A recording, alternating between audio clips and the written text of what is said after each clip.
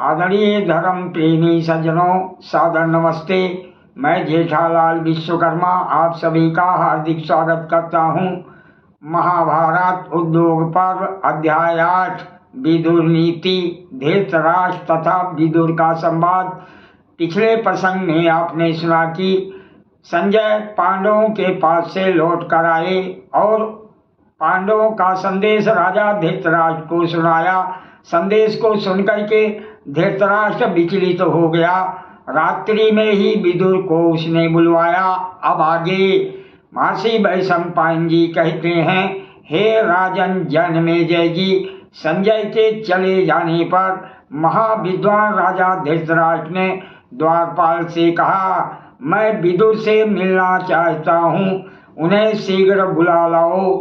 राजा के द्वारा बुलाए जाने पर विदुर धृतराष्ट्र के महल में प्रविष्ट होकर चिंता में पड़े हुए राजा से हाथ जोड़कर बोले, हे महाप्राज्य, मैं विदुर हूँ, आपकी आज्ञा से यहाँ आया हूँ। यदि मेरे योग्य कोई कार्य हो तो मैं उपस्थित हूँ, मुझे आज्ञा दीजिए। धृतराष्ट्र बोले, हे विदुर, बुद्धिमान संजय आया था, वो मेरी निंदा करके मुझे बुरा भला कहकर चला गया है।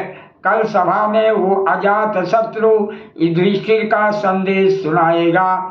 आज मैं उस कुरवीर युधिष्ठिर का संदेश नहीं जान सका।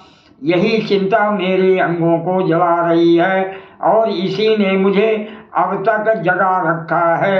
हे तात, मैं चिंता से जलता हुआ अभी तक जाग रहा हूँ। मेरे लिए जो कल्याण की बात हो समझो, वो मुझे बताओ, क्योंकि हम लोगों में तुम ही धर्म और अर्थ के ज्ञान में निपुण हो।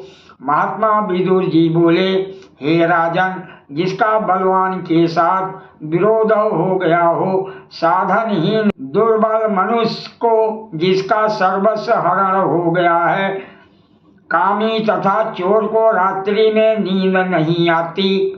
हे नरेंद्र, कहीं आपका भी इन महान दोषों से संपर्क तो नहीं हो गया है? कहीं पराये धन के लोभ से तो आप कष्ट नहीं पा रहे हैं?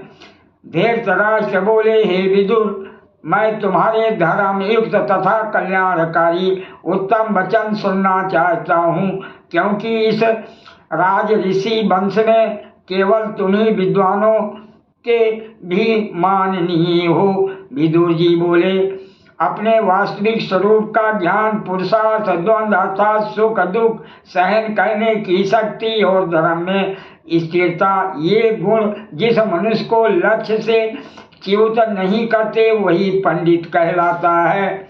जो श्रेष्ठ कर्मों का अनुष्ठान करता है और बुरे कर्मों से दूर रहता है, साथ ही जो आस्तिक और श्रद्धालु है, उसके वह सद्गुण पंडित होने के लक्षण हैं।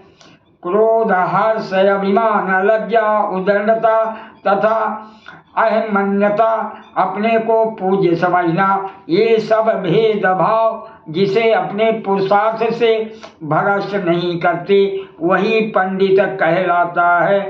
अन्य लोग जिसके कार्य, परामर्श और सोचे हुए विचार को कार्य पूरा होने पर ही जानते हैं, वही पंडित कहलाता है। सर्दी, गर्मी, भय, अनुराग, प्रेम, संपत्ति अथवा दरिद्रता, ये जिसके कार्य में विघ्न नहीं डालते वही पंडित कहलाता है।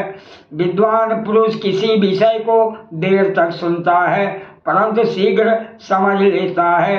समझकर कर्तव्य बुद्धि से पुरुषार्थ में प्रवृत्त होता है, कामना से नहीं।